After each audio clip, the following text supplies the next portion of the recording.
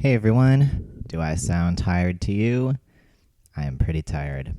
But I finally got like a full 8 hours, close to it at least, last night. I've been sleeping just awfully lately. So, anyway, I was feeling a lot better this morning, but still tired. I actually hadn't had coffee or breakfast before I filmed this. Um, oh, I love that little dragon statue. My friend got that for me. It's broken now, but she got it for me in like middle school, and I need to fix it up because it's cute, but I also don't know where else to put it. Anyway, so this linen closet really needed some organizing. It kind of felt like everything was just stuffed in there, but and that's the thing. When I say like it felt like that, it's not a feeling; it's a thought. And that's something I try to notice in myself and also with clients because a lot of times we have a tendency to say, oh, that felt bad, or it feels like you're attacking me, or, just naming things as feelings that are actually not feelings. So I wanted to talk about that today because I think that's an important distinction to make. It's because a lot of things we say that we feel are actually not feelings, they're thoughts. And correcting that in ourselves is really important. It helps us communicate a lot more clearly, and I think there's also like a difference of how we treat feelings versus thoughts, and it depends on the person, obviously. But yeah, I don't know. I see like with feelings, people either are like, "Oh, you can't really dispute a feeling. Feelings are never wrong, etc., etc." Or I might see someone be like, feelings, they are just kind of insignificant. They don't really matter. I kind of see feelings as like the feelings aren't necessarily wrong, but they can also be misguided based on some of the unhealthy thoughts that we have. So, like, maybe I would have an unhealthy thought of if I walk past a group of people laughing, and my unhealthy thought could be, oh, they're laughing at me, and then I would feel kind of annoyed with them and hurt. But however, if I feel that way, that's kind of on me because I'm having that unhealthy thought and it has nothing to do with them. Whereas if I walk by and I have the thought, okay, they are just laughing about something and it has nothing to do with me, well, then I'm not going to feel that way. I'm just going to feel pretty calm. So anyway, and then people think about thoughts as like, I don't know, like more powerful than they really are. Man, that bag is like falling apart. Eventually, one day I'm going to get rid of it. But today is not the day. I did get rid of that expired butt paste, though. I don't know how long that's been in there. It expired in like 2017 when I looked at that. Haven't used it in many, many years. Okay, anyway. So I was saying, like, a lot of times people get thoughts in their heads and they're like, oh, why am I having this thought? And, this thought, it means something that I'm having it. And a lot of times we just have, obnoxious, intrusive thoughts, and everybody gets them. And if we don't give them that power over us, then they're just going to go away. If I have an intrusive thought as I'm walking by one day of like, I could, I don't know, grab that leaf and eat it right off the ground. I'm not going to give that thought much power.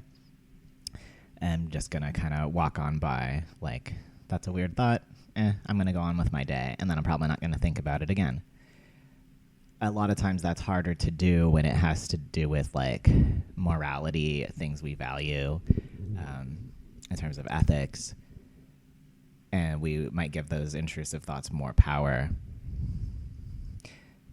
But if we treat them the same as like, okay, I had this thought and it's just kind of a random thought because my brain cells are just firing, it's going to be kind of the same. if we don't give it much power, we're going to be able to move on from it.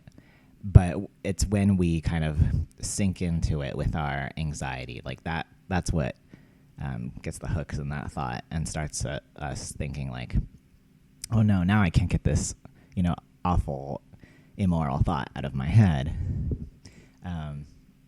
Because you're like so afraid that it's going to happen.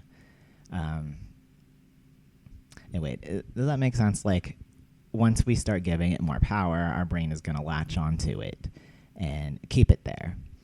But if we don't give it the power, it's probably not going to bother us. A lot of times those things that we do feel anxiety about, those certain intrusive thoughts that we do feel anxiety about, it's because we are not that way. It's something that that offends our values and morality.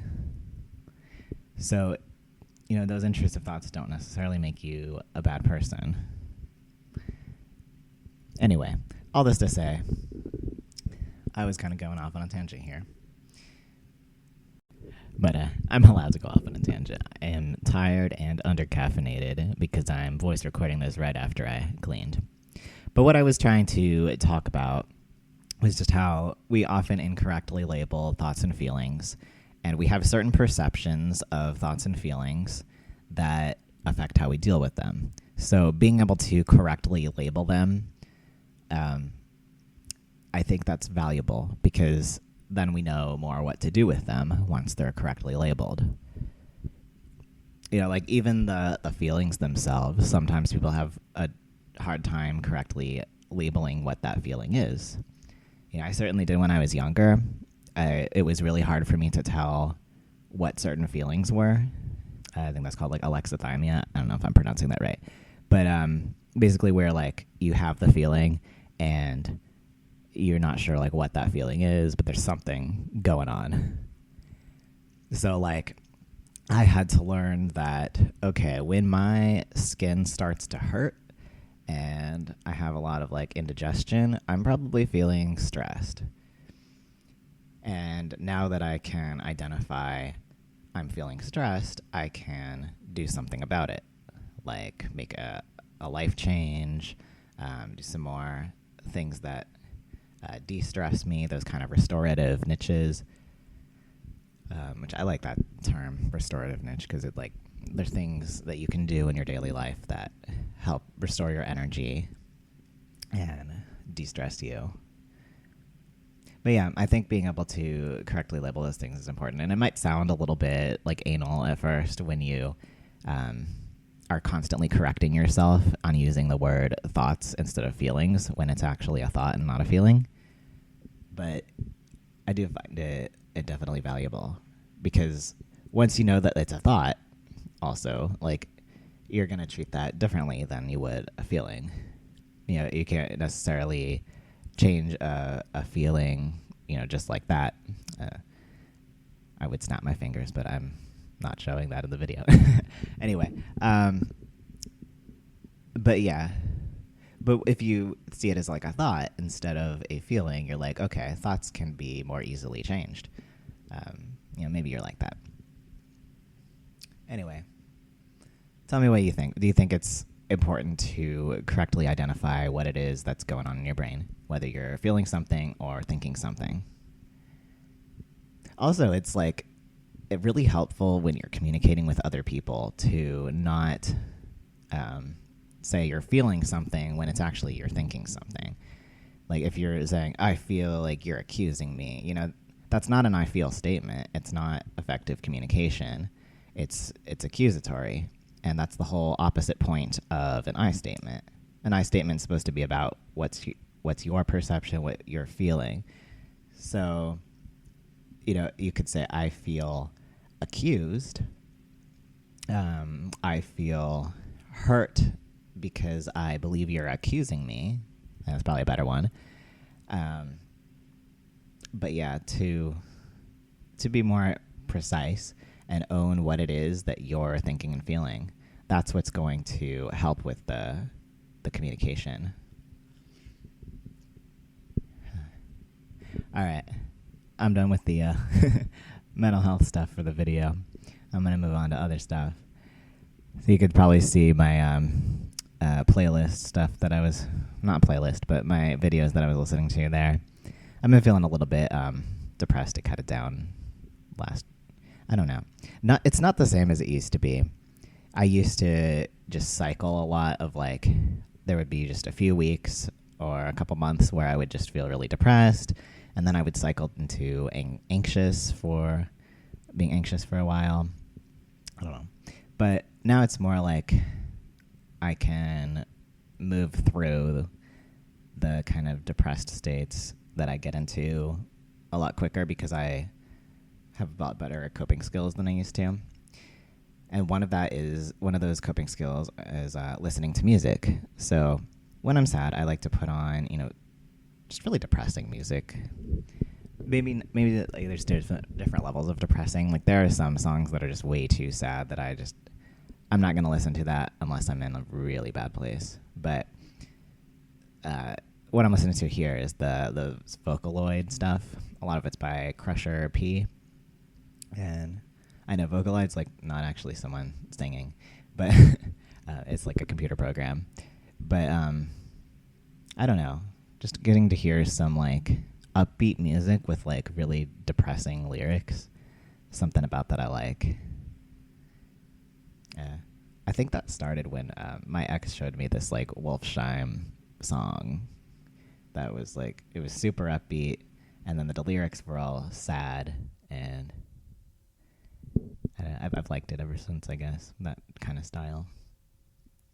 Like, yeah, I'm sad, but I am energetic about it. I put a lot of these into like a fanfic that I wrote on like a really depressed character where I was giving him therapy in the fanfic.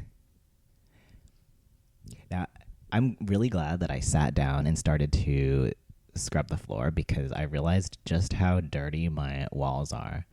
I don't know how the walls in a hallway get so filthy. Maybe it's just like kids, I don't know, slapping their hands on it, running around.